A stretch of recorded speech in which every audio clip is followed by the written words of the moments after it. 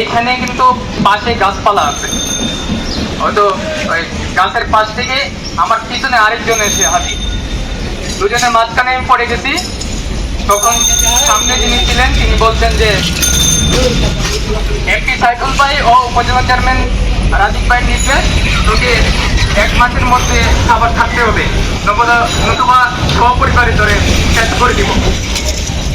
তো আমি তখন বলছিলাম যে তারা আমাকে খাবার ছাড়ার নির্দেশ দিবেন কেন, তারা তো আমাকে চেনারও কথা না। তখনই পেছন থেকে একজন আমার মাথায় যে পাউডার জাতীয় কিছু ঢেলে দেয়, তখন আমার যন্ত্রণা শুরু হয় মাথায়, এবং ওই যে চোখের মধ্যেও দেওয়ার চেষ্টা করছিল, চশমার কারণে চোখটা অনেকটা চেয়ে হয়েছে। তারপর তারা আমার ধাক্কা দিয়ে ফেলে চলে যায়। ওই সময় হচ্ছে আমার এত যন্ত্রণা শুরু হয়েছে, আমি চিৎকার করতে চাচ্ছি কিন্তু আমার মানে গলা দিয়ে শব্দ বেরোচ্ছে না। সে অনেক কষ্টে বাসার গেটে গেলাম, বাসার গেটে যাই মানে চোখে তো দেখতে পাচ্ছি না, চোখ খুলতে পারছি না, বাসার গেটে থাবা দিলাম। তখন আমার ওই বের হচ্ছে, ওকে বললাম যে তাড়াতাড়ি পানি দেও, আমার মাথায় পানি দেও। তখন সে কিছু বুঝে ওঠার আগে হতভম্ব হয়ে দাঁড়াইছিল, তাকে বললাম যে আমাকে পানি দেও, তারপরে আমাকে হসপিটালে পাঠানোর ব্যবস্থা করবো।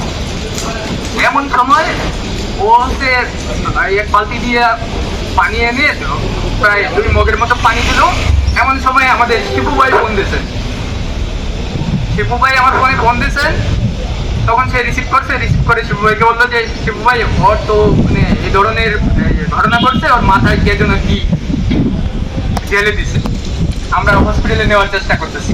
তখন শিপু ভাই সবাইকে হয়তো জানাইছেন, কামরুজ্জামান ভাইকে জানাইছেন, কামরুজ্জামান ভাই যোগাযোগ শুরু করছেন এবং আমাকে হসপিটালে নেওয়া হয়েছে। প্রথম উপজেলা স্বাস্থ্য কমপ্লেক্সে নেওয়া হয়েছিল, সেখানকার ডাক্তাররা রাখেনি, পরে এনাম মেডিকেলে নেওয়া হয়েছে।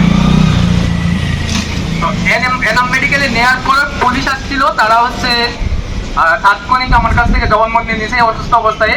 আমি তখনও তাদেরকে বলছি যে এমপি এবং উপজেলা চেয়ারম্যানের নাম বলে আমাকে যে হুমকি দেওয়া হয়েছে, উপজেলা চেয়ারম্যানকেও আমি চিনি না, এমপিকেও আমি চিনি না, তারাও আমাকে চিনবেন না।